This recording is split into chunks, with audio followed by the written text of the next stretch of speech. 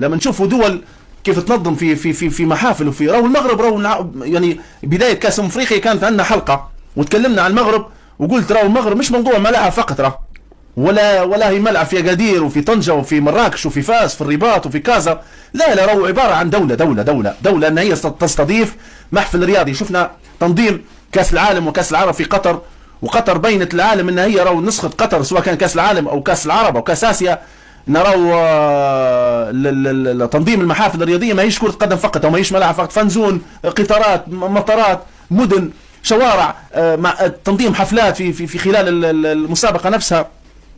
لكن حتى المغرب اعطتنا شكل جديد لتنظيم. قبل لما نقولوا احنا كاس العالم يكون في دوله غير اوروبا شويه ما تطلعش نسخه زي البرازيل، جنوب افريقيا عكس روسيا، بعدين جت قطر غيرت شويه. فكاس افريقيا نقولوا كاس افريقيا لما يكون في افريقيا، لما بدت في يعني مع احترامنا لمصر ومع احترامنا لتونس، نسخه تونس 2004، نسخه مصر 2019 كاخر نسخه شكل جديد، لا لكن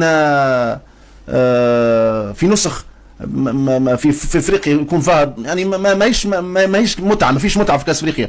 لكن المغرب اعطتنا صوره لتنظيم كاس افريقيا راهو بعيد هلبة على احنا اللي نعيشوا فيه احنا كليبيين صراحه، خلينا نقولها بصراحه وبدون اي مجاملات وبدون اي لغه خشبيه.